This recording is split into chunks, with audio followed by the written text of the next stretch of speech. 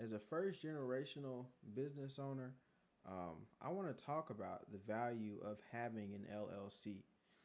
One of my friends, we were on the phone and we were talking about financial stuff, and he was asking me what the actual value of it was. And I figured that that's just such an important question. And I don't think I really even talked about it, so I wanted to talk about it. Um, and the three main things are going to be business credit, asset protection, and taxes. The first thing, in my opinion, which is I'll say probably the most important to me, is going to be business credit. This is largely going to affect your ability to scale. I'm reading a book right now called Oversubscribed by Daniel Priestley, and he tells you in the book that with $7,000 of credit, he was able to turn a revenue of $1 million in 1 year at 21 years old, 21 or 22. And when you really think about that, it just goes to show the value of having capital when it comes to your business. If he was to pull that money out on personal credit, that's a bit more risky than pulling that money out on business credit. Why? Because we get into the second one, asset protection. As an LLC, you're a limited liability corporation.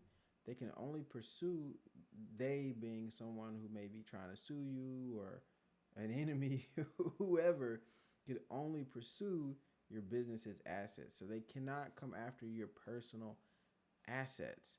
And so the two kind of interplay. Um, but that's a really big deal. Let's say you've garnered, a fortune at this point. You have millions of dollars in your personal accounts. Your business has, it's doing well as well. They could sue you and take your assets from your business. They can't touch any of the millions that you have personally made. Um, and so that's arguably just as important. But I want to go back to business credit for a second. Just wanted to show how they connect to each other. But business credit is not something that you just wake up in the morning and say, hey, oh, I want to go sign up for a business credit card. You can't just do that. Um, Maybe if you have connections, it could be a little bit easier for you, but you have to have history and you have to build relationships. A lot of business credit cards, initial ones, require you to sign a personal guarantee with your personal credit. Um, yeah, most of them do. Some of the ways to get around that is establishing trade lines, in which you're doing net 30 or net 60 payments, and even simpler. Basically, you purchase something from a business and give it to you then that day, and then 30 days from then you pay, which is a form of a credit transaction. Um, and so, in reality, it takes time to build those relationships. So a lot of people are like, hey, yeah, I want to start a business 3, 4, 5 years from now. I'll start my LLC then. In reality, you want to start your LLC the moment that you're thinking about starting your business. A legal structure for your business is different from actual operations. You can have a legal structure and not technically be turning a profit. Um, and you would use this time where you're not fully operating in business to build those relationships, to build that business credit.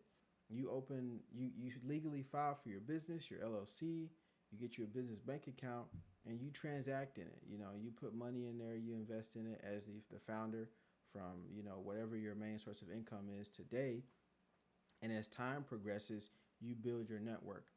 You talk to local banks, you talk to different credit unions or whoever it is that you may need to talk to, and you work and you build that business relationship so that 5 years down the line, when you're ready to get a $7,000 loan like that guy did, or maybe 20 or 30 or $50,000, you have the relationship to get the money that you need.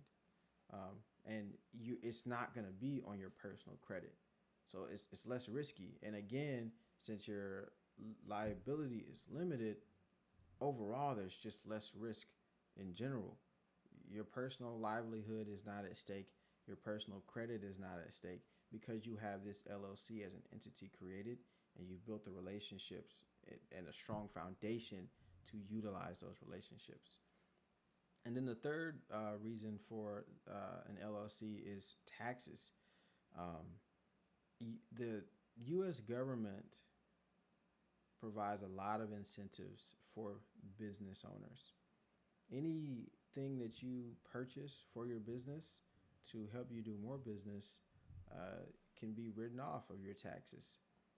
When it gets into whether you're going to do a standard deduction or an itemized deduction, you could potentially decrease your taxable income by a lot.